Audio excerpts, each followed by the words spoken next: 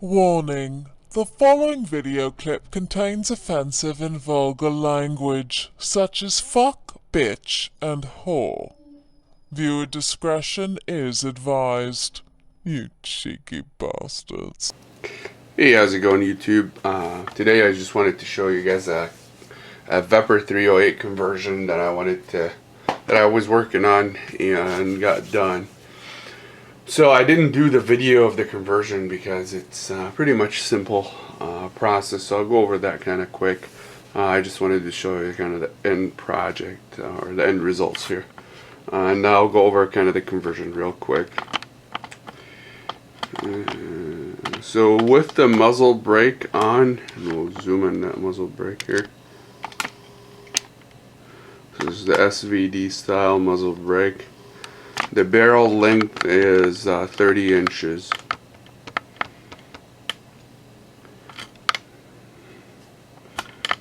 And this rifle is in 308 configuration. So zoom on the back here. We have the adapter for the slanted receiver. This is a rifle length buffer tube. And we have the PRS 308 mag pull stock. Back here we have mag pull K grip. Original trigger. We did the trigger job on. Safety is the same. We'll probably might be putting Krebs, might not. I'm not sure yet. And the dust cover I had a modification on because the Vepr have a problem bending brass, and if you reload you'll have an issue, so I have that modification. I do have a video on that I'd say a year ago. Did some work on the action itself with lapping compound, and we'll go over that in another video. Go over working the trigger and doing accurizing the rifle a little bit, smoothing the action and so on and so forth. Going over here, I went with this because it's not going to be a tactical rifle that I need key mods or M-locks or whatever the case might be. I just need to have a forearm or a grip that will just work. So this is the Smg Pepper Handguard. It's attached with a screw in the bottom. You cannot use the screw that actually holds the Vepr before because it's longer, so they don't include one. They include Loctite, but they don't include a screw. So I think it's a 10/32 screw. I had a bunch of them here for those rails, so I've used one of them. Used some blue Loctite and we're good. Just a cheapo UTG here, bipod. Hoping to get an Atlas, I'm not sure yet, so this is kind of in the work process. Going, like we said, the SVD style muzzle brake or flash hider. On the rifle also, we have a PO SP scope. It's a POSP, right? Yeah, can't think.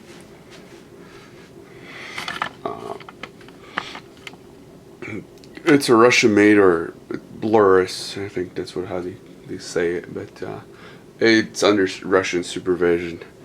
Built scopes. It's magnesium scope, so it's very light. It looks like it's going to be 10 pounds, but it's not. It's a very light scope.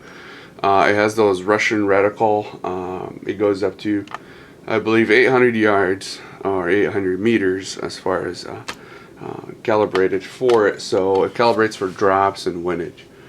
All you need to do is sight this scope at 100 yards and you're good to go. It also has Illuminated Reticle. It's a red reticle. And if we go just down there, if you see that little knob, you can take that out and change the light bulb to whatever color you want. Once you sight this scope, like I said, it should have the drops in there. So once you sight it at 100, it should take care of it from there. It also has a rangefinder up to 1,000 meter.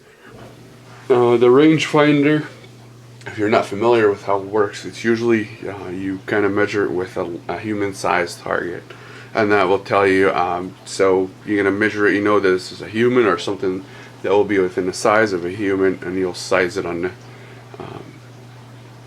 rangefinder, and it kind of will give you how many meters that the target at, and you can figure out from there. I'll try to put a picture of the actual scope. So this scope is designed for a 308 bullet, so it should have the drop for the 308 kind of built in and figured out in there. It has a 10 round magazine. I have a couple of those, and I'm not planning to use the 20 just because if I use the 20, I'm probably not going to be able to use a bipod. But that's it, guys. 308 Vepr rifle that I've built to be a DMR rifle. I'm hoping we can push it to 700 yards, maybe more. We'll see how that works. As far as a 308 round, should be able to get to 800 to 1,000 yards. But this being an AK action, I'm not sure if it will. And technically it's not free floated, so this should kind of affect the harmonics of the barrel. But I'm hoping, because we have about 20 inches here that is free floated on the barrel, once it passes the area where the gas block is, hopefully this will stabilize the bullet, and we should have a good accuracy from there. We'll give it a try and see where we end. I'll try to post some videos, me shooting this. I'm not sure when I'm going to get a chance to do. Probably within the next week or two. If you guys have any questions, feel free to leave them in the comment section below or PM me. Thanks for watching, guys. Thanks for subscribing, and have a good one.